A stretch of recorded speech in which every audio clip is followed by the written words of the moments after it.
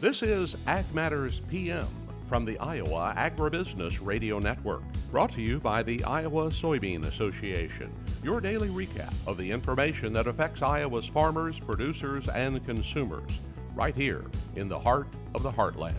With reports from our award-winning broadcast team of Dustin Hoffman, Riley Smith, and Mark Magnuson. Now, from the IARN studios in Des Moines, here's Dustin Hoffman. Good day, everyone, and welcome to Ag Matters PM from the Iowa Agribusiness Radio Network. I'm Dustin Hoffman. Today is Tuesday, August the 22nd, 2023. We're so glad you could join us. Coming up a little later in the program, we catch up with Iowa Governor Kim Reynolds as we spoke to her out at the Iowa State Fair last week. We'll also take a look at a very warm ag weather outlook, but first, let's start with the markets. It's time now for the Ag Matters PM Closing Market Summary, your source for market analysis and settlement prices from the day's trade in Chicago, courtesy of the folks at agmarket.net. Well, we're at the end of another trading day, and it's time to turn to Jacob Burks of agmarket.net. And Jacob, just did not look like the grains got off to a good start today. How are things ending up? Well, we go ahead and count on the wheat market to save the day here and close positive, but we did get a little bounce here off the lows in really all three commodities, corn, beans, and wheat. So, when these markets get to trading thin, and what I mean by trading thin is just lighter volume. So the moves sometimes can be more sporadic, and that's kind of what we saw today. A lot of volume trade. We've seen some bigger chunks taken out for maybe technical reasons. Anyway, we found a little bit of buying here at the end of the day, and we ended up closing wheat positive in Chicago. We're about 6 cents off the lows in soybeans, and we're about 5 cents off the low in corn. So all in all, it was at least a good close for the day if you want to try to find something positive. Now, we know that crop tours are out in Ohio, South Dakota, going across the Midwest, working their way towards the middle. Now, we started to hear numbers even from Indiana that weren't quite as good as expected, but South Dakota actually looking better than they thought maybe as well. Are we hearing any of that stuff that could be affecting the market as we're starting to see more boots on the ground this time of year? Oh, absolutely. And Pro Farmer Tour is going along, but there's also some other guys doing private tours, and you're starting to try to weigh in what all we're seeing across many different areas. And you got to be half rocket scientist to figure out, okay, what areas are they going through? How, what are they usually compared to? How does it usually affect compared to the USDA report? And so there's a lot of factors when you can't just look at Twitter and figure out, okay, this is what the Pro Farmer is going to say that the USDA is going to be. You have to look at the tendencies of it, and we saw. We knew that they were going through really good spots, from what we've heard, over the growing season, some good spots yesterday. You're going to start getting into some rougher areas here today that have less rain, and that's kind of what we're seeing. So it's at the end of the day, they do a pretty good job of tallying it all up, calculating it, and giving us a good idea of where they're at and where their paths usually line up compared to the USDA. So I always refrain and try to encourage everybody, hey, just be patient on that. Don't try to trade the Twitter feed, and I think the ones that we were seeing today were kind of in line with hey, we're going to see probably a little bit less yield potential and maybe some poor reports as we see the results here tonight in the Pro Farmer Tour. Now, of course, we've been obviously watching the weather this week. I mean, here in the Midwest, it's, as I said yesterday in our newsletter, it's hotter than the devil's stomach at a chili cook-off in the south of Hades right now. Wow. And it is not going to be adding much, positive for the beans and the corn as they near that finish line. And how much that's pushing on that market here right now?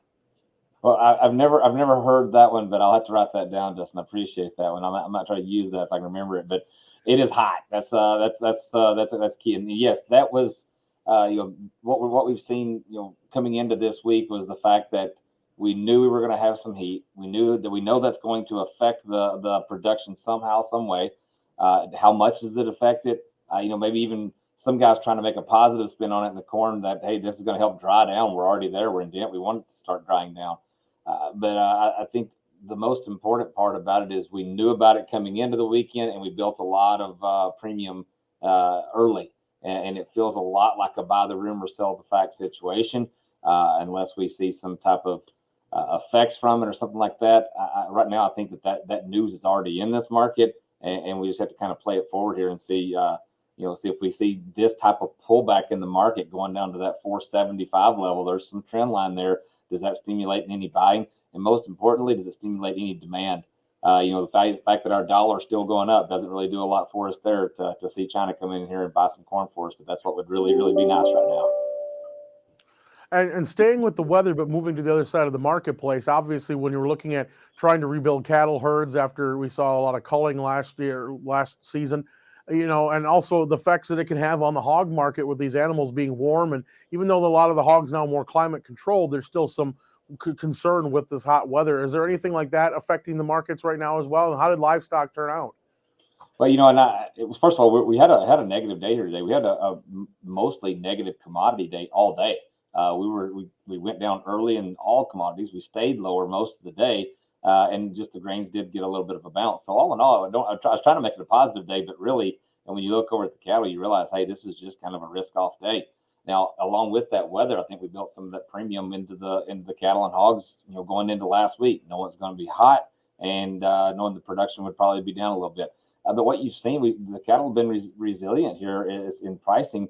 But we did see cash trade a little bit backed off yesterday. The kills were a little bit higher yesterday, and I think that you're going forward. You're going to have to continue to watch this cash price, and cash is going to lead the way.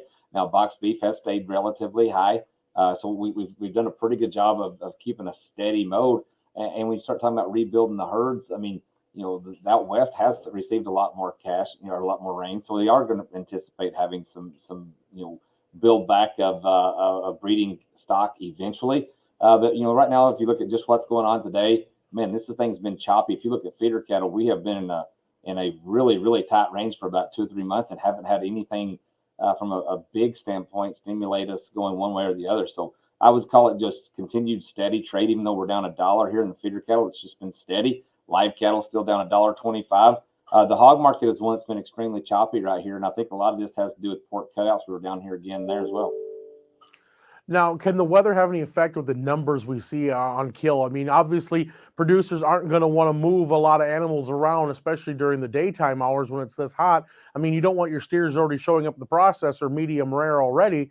I mean, is that kind of cut back on the numbers we see this week? I would have to say yes. I mean, if you look at what just the show list came, I think I read this morning, it was like about 11% off from last week. So yeah, you're starting to see that show list backed off. And I have to think that some of those feedlots tried to move cattle around. I think some of those kill plants would have to try to move cattle around just to reduce that depth loss that you have with just transportation. So I think that would be the biggest factor of what we saw coming in today. The kill was up stronger yesterday. Maybe they were trying to move them forward to kill while it was cooler and then back off here through this Tuesday through Thursday heat time frame. All right. Well, Jacob, a lot of things for us to be thinking about. If folks want to look at what agmarket.net can inform them on and kind of advice they can get, where do they find that information? Take a look at agmarket.net. Look at our intel. We've got a 30-day free trial. Gets all of our commentary to you. From there, you can look at the About Us portion of our website if you want to talk to us individually. All right, Jacob. Well, we thank you so much for the insight, and stay cool out there, and we'll talk to you again real soon. All right, Dustin, I appreciate it. Thanks for having me. And again was Jacob Burks of agmarket.net. Let's go ahead and take a look at the closing numbers. Those come to us courtesy of the folks at Bar Chart. September corn was down 2 3/4 at 466.5. December down 3 at 479.5. Soybeans for September down 18.5 at 1351.5. November down 15 3/4 at 1346 even. Soy meal down $1.40 at 397.90 per ton. Soy oil down $2.44 at 63.16. Chicago wheat up 2 at 627.5. Minneapolis wheat was down 7 1/4 at 791 3/4. Kansas down 1/2 at 747 3/4. Oats for December up 1/4 cent at 465 1/4. On the Merck October live cattle, $1.25 lower at 178.62. September feeders down $1.32 at 249 even. Lean hogs down $1.05 at 79.57. Pork cutouts down $1.05 at 91.32. Class 3 milk was down a nickel at 17.23. And that's been a check of our ag market recap. We're going to take a short break and hear from our sponsor, the Iowa Soybean Association and the Soy Checkoff. When we come back, we talk with Iowa Governor Kim Reynolds. This is Ag Matters PM.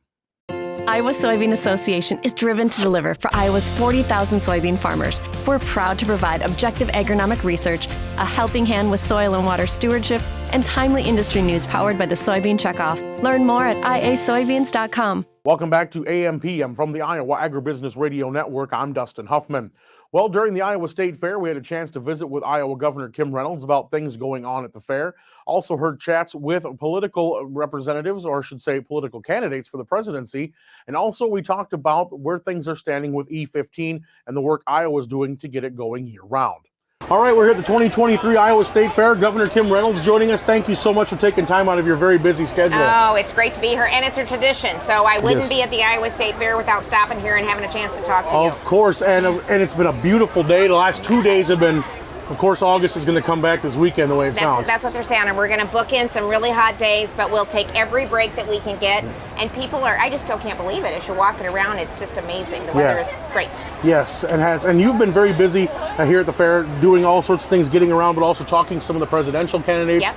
You know, that's been really well received. What's kind of the feedback you're getting? Really, I mean, you just had a man stop by and say thanks for doing the Fairside Chats.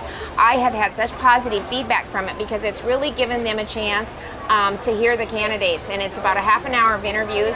We ask some tough policy questions. We have some fun with it. But, you know, the candidates are all over the state, and that's really important. We want them going to all 99 counties, but still, people don't have the chance always to participate, and so this is just another opportunity to do that. And I know one thing that we've been trying to talk to as well is the ag policies. Not a lot of the candidates always understand and we're 2% of the population feeding the world. What kind of message are you getting from them, and how they're understanding what needs to happen? Well, it's really important, and that's one of the reasons I wanted them here at the Iowa State Fair. I knew they were probably going to come. It helped me kind of manage that a little bit, but it allows us to showcase agriculture, and you can betcha that farmers are stopping them, agribusinesses are stopping them, and talking about the importance of agriculture in the state of Iowa. I mean, we produce 10% of the nation's food supply. We feed and fuel the world, and we need to make sure that the Farm Bill, the WOTUS, the biofuels, all the things that impact cover crops, that impact our farmers, and the technology that we're infusing into agriculture. First of all, we want to make sure that they know it, they understand it, and that we're giving them, kind of pitching what's important to us. And of course, you know, with the State Fair, you also celebrate that effort too. I mean, we have the environmental awards coming up, the state, the Heritage and Century Farms. I mean, there's so much here to celebrate. NAG always calls it the Super Bowl of agriculture in Iowa. For sure, and we want to celebrate it. I mean, it's the best of the best in one big location. I think nobody can believe how big it is either. Right. A lot of people here. Another thing is we brought in a lot of media with that. So we have 120 media outlets, again, that are probably being at the State Fair for the first time ever, and really, again, seeing how prominently agriculture is displayed, and it's good. We just want to reiterate that it just doesn't come at the grocery store. We're producing and growing these things, so it's another great opportunity to do that. Generational farming, I mean, the awards that we're going to do, the Heritage Farm Awards, is another great opportunity to say thank you to our farmers for really doing everything that they can to protect the soil and the water quality so that they can pass it on to the next generation. So I know you hinted at biofuels, and we know that you have been definitely making sure you've got EPA's attention and rattling the drum a little bit on that. What's the latest where things are at there? So we just worked with Brenna's office, the Attorney General, to work in conjunction with Nebraska. We just filed a lawsuit against the EPA. They need to act. They've sat on this for way too long. We got it, and the President gave the waiver last year. We've made the process. He agreed, so they just need to implement it, and they're delaying it. We've got, and we have to get it done in a timely fashion, and so we were contemplating whether to send a letter, and we said, no, we just need to move it. The timeline is too tight. We need to get an answer on this, and we need to get it now. Well, the initial letters that you sent, that was about a year ago, wasn't it? And they were supposed to have responded very quickly. 90 days or something like that, I think, and we're way past that, and so it's just a continual kick it down the road. They have a hard time making decisions out in Washington, D.C., and when they do, they're never, pro-ag, or, they're overreaching and just no common sense whatsoever, and so it falls in line with the way that they do policy across the board. So I know we're a little ways away yet from the legislature sitting in January, but are there things on your horizon that you really are thinking about for agriculture for the next year? Well, we're looking at some of that right now. One of the things I was really proud to do was to get the funding for the lab, so it was really important that we got this second round of funding for that. That was really important for us to be able to do that. So right now we're sitting down with the team and kind of walking through what that looks like. I don't know if it's water quality, soil health, beginning farmers, we'll take a look at some of the programs that we have and see if there's things that we need to do differently, or if there's things that we're missing that maybe need to be added to the portfolio of programs that we already have. We're going to continue to cut taxes, so that impacts everybody. We're going to continue to bring hopefully the income tax down and implement it even quicker. So I'm looking forward to helping the hardworking Iowans save a little bit more of their hard-earned money. Oh, sounds good. So last question I've got to ask you. I ask you every year, but I do it anyway because it's just a state fair tradition. We talked about all the places you got to stop and get to eat here at the fair. Where's the one place that Governor Reynolds cannot miss? Well, I work my way through all the food groups. So, I've had the pork chop on a stick, and I just had the platter at the Ribs Shack that had brisket, ribs, and I think grilled turkey. So I hit a lot just on that plate. I got my protein for the day because I finished all that. We always have a shake at the dairy barn, and it's only day how many? I've got like 5 days left, so I'm feeling pretty good about my odds of hitting all my favorite places. Well, that sounds good. Well, Governor, we thank you so much for taking the time to visit with us today. Thank you. Appreciate it. Good to see you. And that again was Iowa Governor Kim Reynolds. Let's go ahead and take a look at the ag weather outlook. Warm would be the understatement of the year, and it's only going to get more toasty before we see some relief. And it's hot when we look at Friday's forecast, and the possibility of 93 being a 15-degree cool down really seems like it's going to be, something to look forward to. We may only see the 70s by the end of the weekend again. But let's see what the National Weather Service has in store for the next 24 hours. Well, there's no way around it. It's going to be hot. So let's just talk about how it's going to be. Mostly sunny skies for the next couple of days. Excessive heat warning in effect until at least Thursday night. Looking at highs today in the mid to upper 90s. Of course, heat indices will probably be well into the triple digits. Now, tonight, clear skies and warm. We're going to see those lows tonight anywhere from the mid to upper 70s to in the low 80s. And then tomorrow, that excessive heat warning continues. We're going to see highs in the upper 90s to the low 100s. Let's take a look now at the affiliate weather map. Let's go coolest to warmest. Shenandoah looking to be sunny tomorrow and 98. Albia and Clinton both sunny skies tomorrow and a high of 100 degrees. Des Moines sunny and 101. And Cherokee and Waterloo, they're going to be tied for the hot spot. Sunny skies and 103. And that's not counting the heat indices. For more detailed forecasts in your area, tune to your local Iowa Agribusiness Radio Network affiliate. And that's been the Ag Weather Outlook. With that, we're at the end of today's show. You can find all our content online at iowaagnet.com and follow us on Facebook, Twitter, LinkedIn, TikTok, and our YouTube channel. While you're there, subscribe and hit the bell icon so you can be notified anytime we put out a new video product. You can also check out our free market podcasts. They come to you from Google, Amazon, Apple, Spotify, and Podbean. From the IARN studios in Des Moines, I'm Dustin Huffman. For Riley Smith, Andy Peterson, and Mark Magnuson, we thank you for watching. This has been Ag Matters PM.